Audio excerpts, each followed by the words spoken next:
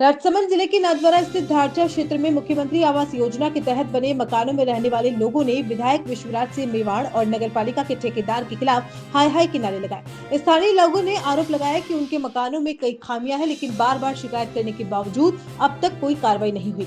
लोगों का कहना है कि विधायक क्षेत्र में आए थे और मंदिर निर्माण सहित कई आश्वासन भी दिए, लेकिन उसके बाद भी क्षेत्र में आकर समस्याओं की जांच नहीं की गई। स्थानीय लोगों ने यह भी बताया कि नगरपालिका आयुक्त प्रदीप काबरा को भी कई बार निर्माण और प्लॉट से जुड़ी हुई समस्याओं के बारे में अवगत कराया गया, लेकिन कोई समाधान नहीं किया गया। ठेकेदार ने कथित तौर पर कहा कि जो करना है कर लो, मैंने सबको सेट कर रखा है।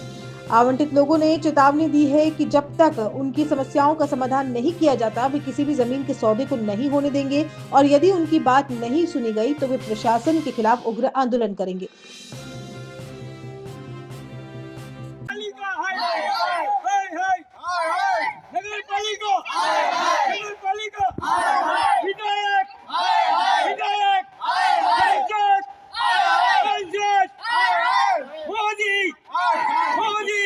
हाँ भाई साहब, क्या नाम है आपका? मेरा नाम पुरुषोत्तम सनाडे है। बताएं क्या समस्या है?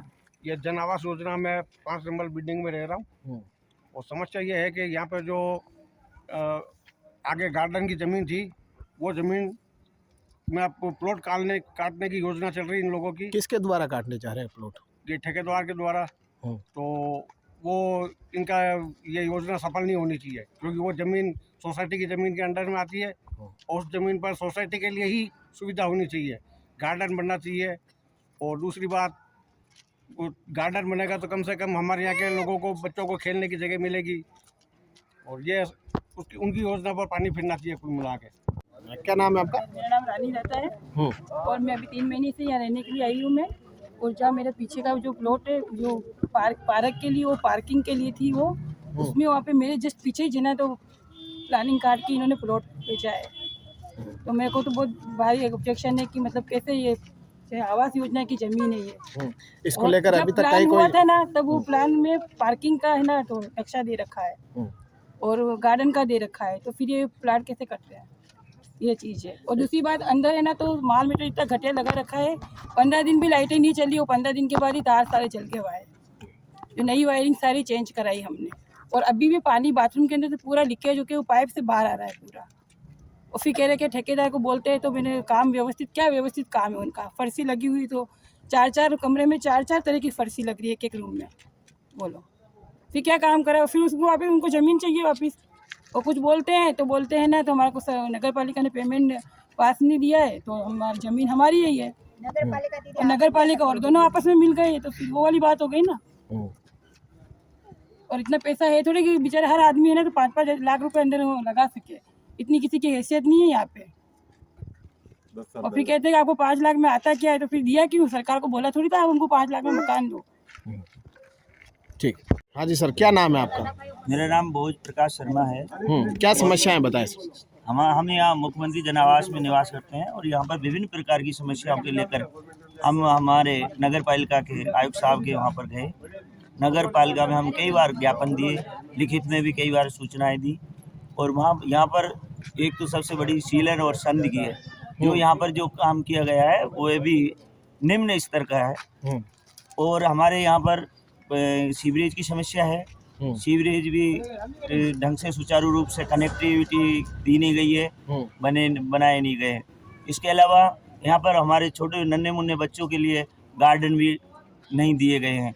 इसके अलावा एक दूसरी समस्या भी है, जो पार्किंग की, हमारे छोटे मोटे वाहन जिस तरह की भी है उनको खड़े करने के लिए पार्किंग की भी असुविधा है।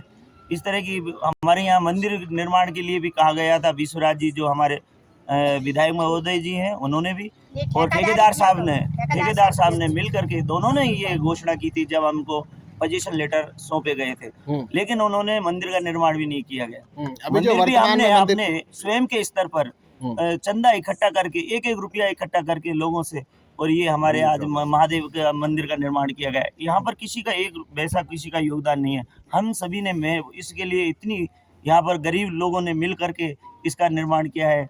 और इसके अलावा यहाँ पर विभिन्न प्रकार की जो समस्या है उसको समय समय पर नगर पालिका नाथद्वारा को भी अवगत कराया गया और उनके नाम पे ज्ञापन भी दिए गए, सांसद महोदय के नाम पे भी ज्ञापन दिए और विभिन्न अधिकारियों को, एसडीएम साहब और उनको विभिन्न स्तर तक पहुंचाने की कोशिश की गई, पर मौके मारने पे आए भी, पर उन समस्याओं का अभी तक समाधान नहीं हुआ है। हाँ, वर्तमान में अभी बताया जा रहा है कि आपके गार्डन की जमीन पे प्लॉट काटे जा रहे हैं, क्या कहना है? गार्डन की जगह पे वो कह रहे हैं कि ठेकेदार को डेवलप एरिया के नाम से 25% उसको आवंटित कर दिया गया है। हम कह रहे हैं, हमने जो हमारा लोगों ने जो भी नगर पालिका ने जो हमको निश्चित किया था कि ये धनराशि आपको लोन द्वारा आपको जमा करानी, हम करा रहे हैं, और नगर पालिका का एक भी पैसा हमने नहीं है। हमने तो बैंक से लोन लेके जैसे तैसे अभी भी हम उसका बैंक फाइनेंस कंपनियों से हमने लोन लेकर के चुका रहे, और अभी तक हम कर्जे में दबे हुए, और वो हमें उसको चुकाने में असमर्थ हैं। फिर भी हमने एक एक रुपया इकट्ठा करके उसको चुका रहे हैं, और उसके डेवलप एरिया के नाम से उसको ठेकेदार साहब हैं जो उसको बेचने की तैयारी में जुटे हुए हैं। कई नाम है आप? मारा रतन हाँ, कई समस्या वेरी बताओ। સમસ્યા એ કે ઠેકેદારી કયો કે મુઠન મંદર બનાવીને દઉં થાન ને હેંગે પે બીજા ખરાબ મન કરે અતરો પાણી લેટ્રીનો ઉકલેરી પડી सब પાટે પાર્કિંગ વાસ્તે કીએ તો પાર્કિંગ વે દે नहीं रहा કે મને નગરપાલિકા પૈસા વાસ્તે મે દીધા નગરપાલિકા મને દे रही है કે જન वास्ते में नगरपालिका जमी दी तो आपरे क्या तकलीफ है के हां नगरपालिका अपन जमी दी तो तेरा क्या तकलीफ है थे की उल रो के अच्छा यू न पार्किंग वास्ते मो जमी नहीं है एक बच्चों रे खेलवारी नहीं है जमी बस ज्यादा वो ने हैंग देखो ये पे बीजा हैंग फूटा फूटा आप ही देखी छ सके गार्डन रो कोई मामलो?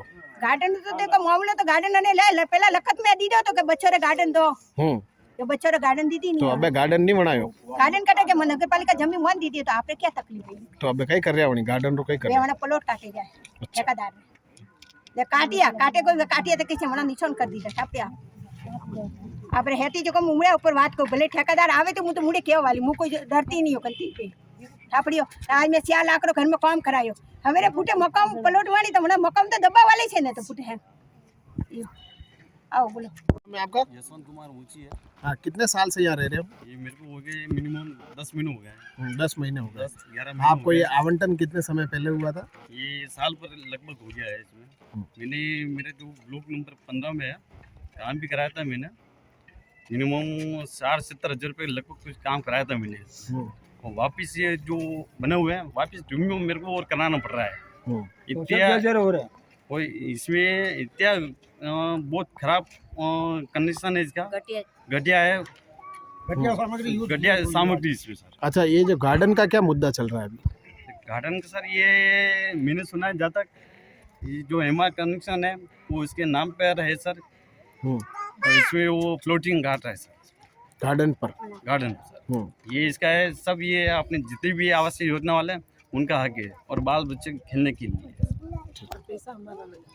मेरा नाम निर्मला करके, मैं मुख्यमंत्री जन आवास योजना में रहती हूँ। कितने समय से रह रहे हो? 10 महीने मेरे को हो गए। इन लोगों ने जो भी पहले नक्शे में इन्होंने हमें जिस वक्त इन्होंने आवंटन का जो कागज दिए थे ना, उसमें इन्होंने जितनी भी चीजें शो की थी, इन्होंने गार्डन के लिए कहा था, पार्किंग के लिए कहा था, इन्होंने इसमें कोई न तो कोई पार्किंग दी है न कोई गार्डन दिया है। हमें जो हॉल दे रखा है उस हॉल में भी इनका सामान रख रखा है, और इन्हें हम सामान के लिए कहते हैं खाली करने के लिए, ये खाली भी नहीं करते।